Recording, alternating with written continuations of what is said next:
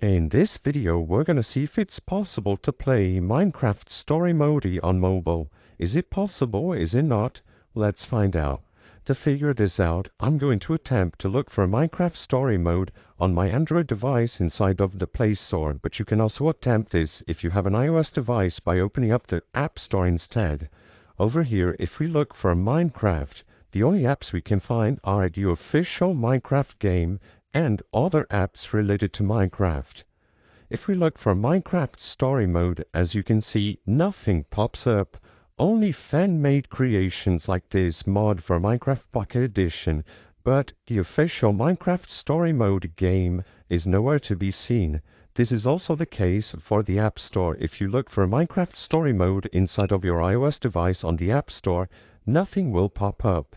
This is because, sadly, as of today, on 2023, Minecraft Story Mode was removed from all digital stores, including mobile, PC, and consoles, and there is no workaround to this or any way to buy the game and start playing as of today.